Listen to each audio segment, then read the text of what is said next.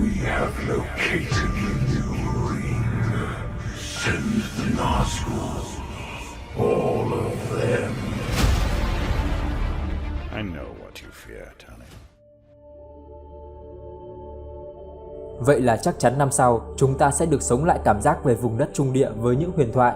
Khác với 6 phần phim đã ra mắt là các phiên bản chiếu rạp, thì giờ đây chúng ta sẽ được xem Chúa Nhẫn phiên bản truyền hình dài tập. Vẫn với cái tên quen thuộc là chúa tể của những chiếc nhẫn, nhưng lại không còn là các diễn biến của cuối kỷ thứ 3 căng thẳng với sự trở lại của chúa tể bóng tối Sauron nữa. Mà giờ đây sẽ là kỷ thứ 2 của Trung Địa, cách trận đại chiến 5 cánh quân và trận chiến tại thành phố Minas Tirith tới hơn 3.000 năm về trước, thời kỳ mà vẫn còn những vương quốc tiên tộc hùng mạnh trên bản đồ của Trung Địa.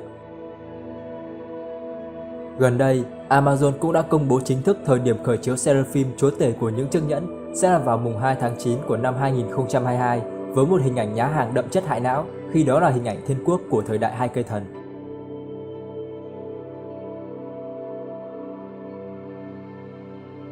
Nó càng làm rối và khó đoán thêm về diễn biến thật sự trong series phim lần này sẽ là nói về nội dung nào của kỷ thứ 2 sẽ khó có thể là cả một kỷ nguyên được khi mà chỉ là một phần của thời đại đó mà thôi. Vậy đó sẽ là khoảng thời gian nào và kết thúc phim sẽ là một sự kiện to lớn nào? Hãy cùng mình phỏng đoán thử xem các sự kiện nào sẽ được lên hình trong video lần này nhé!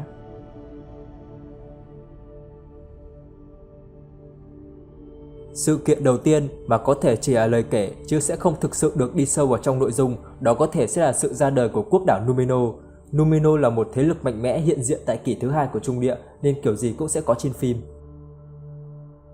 Vấn đề là liệu nhà sản xuất có nêu ra sự hình thành về vương quốc loài người này không, vì phải được giới thiệu thì người xem mới có thể hiểu được do đâu mà loài người lại mạnh mẽ hơn cả tiên tộc tới vậy.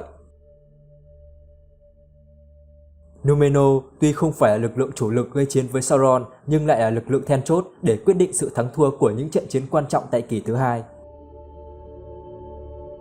Họ sẽ xứng đáng được nhắc tới về nguồn gốc hình thành vương quốc với vinh dự được các vị thần ban tặng cho quá nhiều các món quà quý giá, từ tuổi thọ, thể lực, tri thức tới mảnh đất họ sinh sống cũng là món quà của thiên quốc.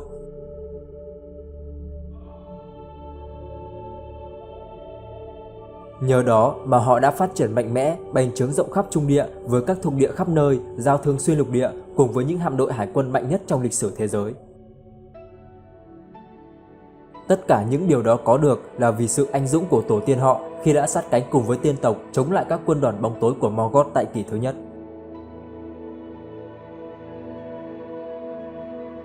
Sự kiện thứ hai và cũng khá là chắc chắn, đó chính là việc rèn ra những chiếc nhẫn sức mạnh, vì đây cũng chính là cái tên của cả một bộ phim. Khi đã dùng lại từ chúa tể của những chiếc nhẫn thì khả năng cao là sẽ nói về nguồn gốc của những chiếc nhẫn. Sẽ đi sâu vào việc Sauron hóa thân giả dạng thành một vị thần, rồi tới vương quốc tiên tộc Eren lừa dối tiên tộc tại đây rèn cho mình những chiếc nhẫn sức mạnh.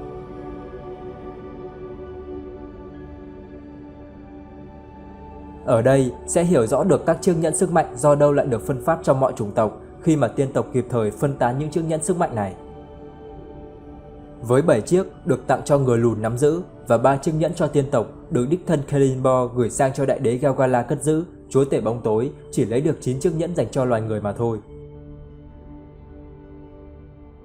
Và chúng ta cũng sẽ hiểu được mục đích thật sự của chiếc nhẫn chúa là gì khi ở dạng sơ khai nó đơn thuần chỉ là điều khiển 19 chiếc nhẫn sức mạnh còn lại mà thôi. Còn do đâu mà nhẫn chúa lại có một quyền năng khủng khiếp và được mọi người thèm khát tới vậy thì lại là một sự kiện chấn động khác tại Trung Địa ở kỷ thứ 2.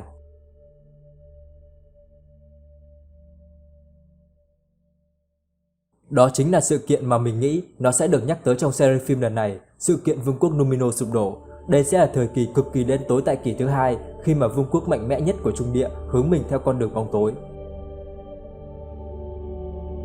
Sự đen tối đó đến từ chính Sauron khi mà hắn đã thành công trong việc phá hoại vương quốc từ bên trong, làm lệch lạc tư tưởng của các nhà lãnh đạo Númenor, khiến họ mê muội và đi ngược lại điều mà tổ tiên mình đã làm.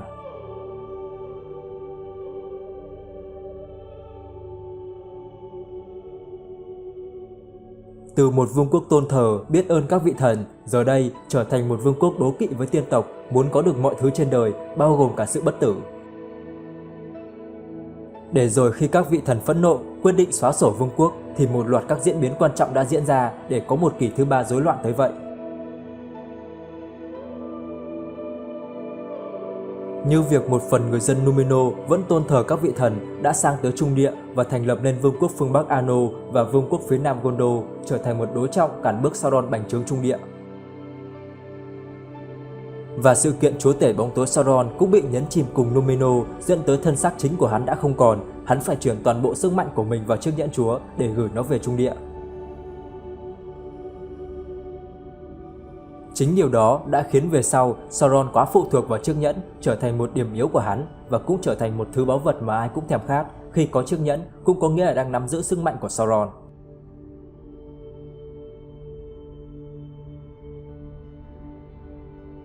Sự kiện thứ tư đó chính là cuộc chiến liên minh cuối cùng giữa tiên tộc và loài người. Đây có thể sẽ là cuộc chiến cuối cùng của cả series. Nó đã được nhắc thoáng qua ở trong phần 1 của chúa tể những chiếc nhẫn qua lời kể của công nương Gandriel. Đây là cuộc chiến có quy mô lớn nhất tại kỷ thứ hai, quyết định toàn bộ vận mệnh của Trung Địa và kết quả của nó chính là một kỷ thứ ba không ổn định về sau.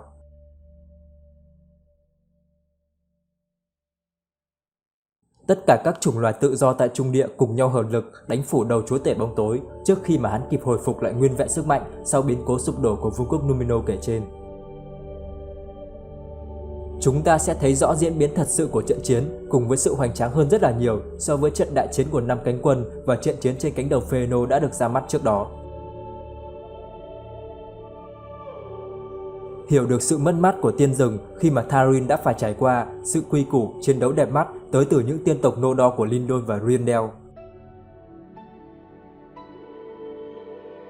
Quan trọng hơn đó là sẽ được nhìn thấy Sauron với bộ giáp đen của hắn trên chiến trường thực sự, điều mà chúa tể của những chiếc nhẫn và The Hobbit chưa thể hiện được.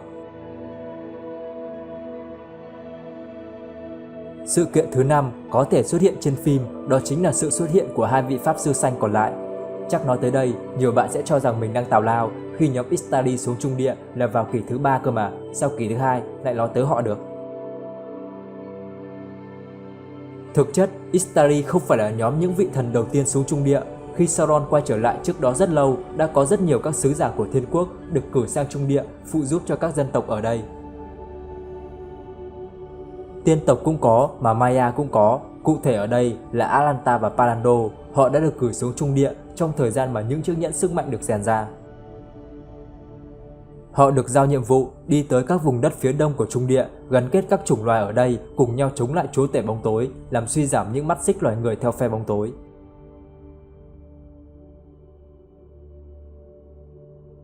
Tức là họ cũng sẽ quan trọng, không khác gì Gandalf tại kỷ thứ 3, nhưng lại chưa phải là trọng tâm. Họ có thể sẽ xuất hiện với tư cách là người hỗ trợ, giống như Zaragast trong The Hobbit mà thôi. Nhưng đó cũng sẽ là một tín hiệu tốt nếu cho hai người họ xuất hiện, để người xem có thể hiểu được nhóm 5 vị pháp sư về sau là những ai, khiến hai người còn lại sẽ không còn là một bí ẩn nữa. Sự kiện thứ 6, Sauron xuất hiện. Điều này sẽ khá là chắc chắn hơn khi hắn vẫn sẽ đóng vai trò là nhân vật ác lớn nhất của cả bộ phim, nhưng lần này lại ở một khía cạnh không bí hiểm. Có thể điều này sẽ khá là giống với cách xây dựng sự trở lại của White Walker trong trò chơi vương quyền, vì đó sẽ là một mô típ khá là hấp dẫn khi mối hiểm họa sẽ từ từ lộ diện. Vấn đề ở chỗ sẽ là thời điểm đầu tiên hay là thời điểm sau sự kiện Númenor sụp đổ. Cả hai lần quay trở lại đều dẫn đến một cuộc chiến thảm khốc mà hắn mang lại cho vùng đất Trung Địa. Tuy nhiên thì nếu làm về giai đoạn Sauron quay trở lại ở đầu kỷ thứ 2 thì sẽ khá là hợp lý hơn, vì như vậy chắc chắn sẽ có sự kiện tạo ra những chiếc nhẫn sức mạnh và cuộc chiến Sauron phát động tấn công vào hai vương quốc tiên tộc.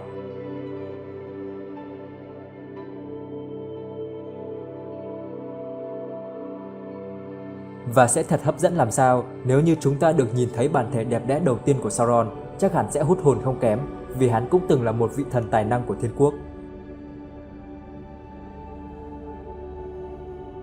Dù là sự trở lại sau trận chiến thịnh nộ hay là sự trở lại sau khi Númenor đã sụp đổ thì cũng sẽ rất là đáng sợ khi hắn chỉ mang tới chết chóc cho mảnh đất Trung Địa mà thôi.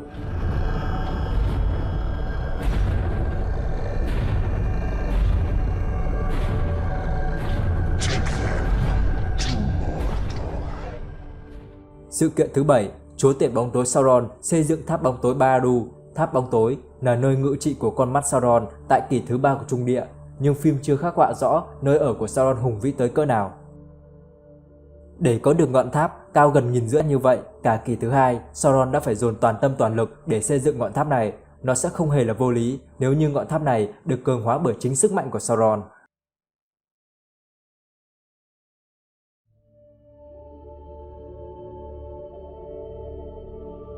Cả hai lần quay trở lại tại kỷ thứ 2 của Trung Địa, hắn đều triển khai xây dựng bồi đắp cho ngọn tháp này ngày một vững chắc hơn, củng cố quyền lực và sức mạnh của hắn tại Mordor. Nó cũng giống pháo đài Angband của chúa tể bóng tối Morgoth tại kỷ thứ nhất, nó vẫn sẽ trường tồn tại đó, tiên tộc và loài người sẽ không thể phá sập được ngọn tháp này khi mà hắn vẫn chưa bị tiêu diệt hoàn toàn. Sự kiện thứ 8 có thể diễn ra trong series phim Chúa tể của những chiếc nhẫn, đó chính là kể tới hành trình của những thủ lĩnh loài người trở thành những ma nhẫn đi theo con đường bóng tối mà Sauron mời gọi.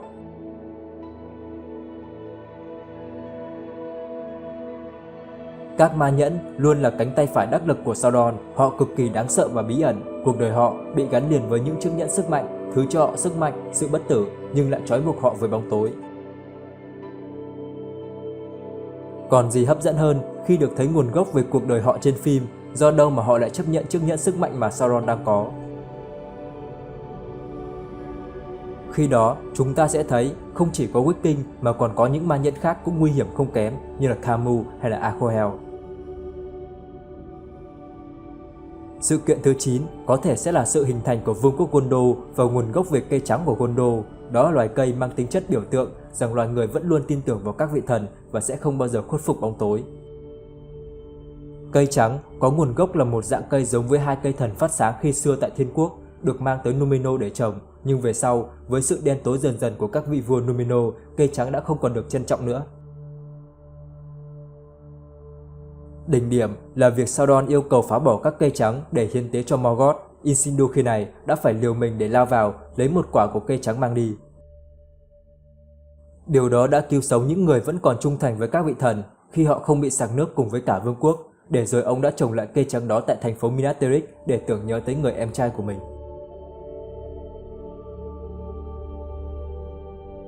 Sự kiện thứ 10 và cũng là có thể xảy ra rõ nhất, đó chính là trận chiến giữa Sauron và tiên tộc. Đây là trận chiến xảy ra khi mà tiên tộc đã phát hiện ra Sauron đã rèn ra chiếc nhẫn chúa. Sau đó là sự lật mặt của Sauron khi đã đánh trực tiếp vào vương quốc Eren, rồi chiến tranh lan rộng ra cả Trung Địa khi Lindon và Khadum cũng phải tham chiến chống lại chúa tể bóng tối.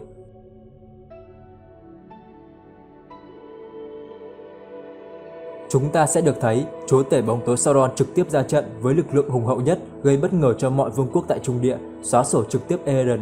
Lindon cũng gần như không thể chống đỡ nổi cuộc tấn công này.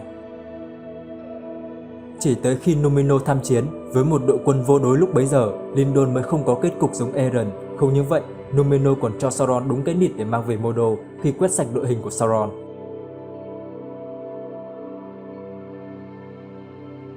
Đó là toàn bộ những diễn biến chính có thể xảy ra trong series phim Chúa tể của những chiếc nhẫn sắp tới của Amazon. Nó sẽ là hai giai đoạn khác nhau.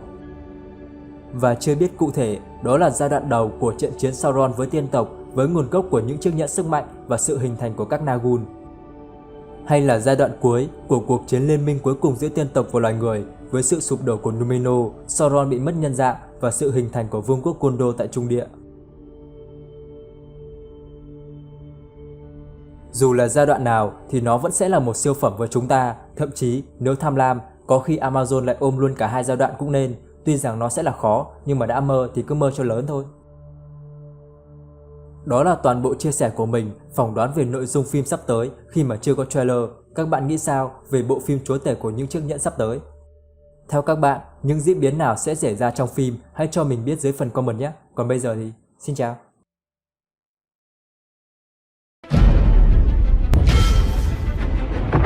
In the fires of Mount Doom, a ranger and a wraith, bound together in death, crafted the one thing that could challenge. Nếu các bạn thấy video này hay và hữu ích thì hãy nhớ nhấn like và đăng ký kênh ủng hộ mình để mình có động lực hoàn thiện các video sau thật là tốt hơn. Và đừng quên ấn thông báo để không bỏ lỡ các video tiếp theo.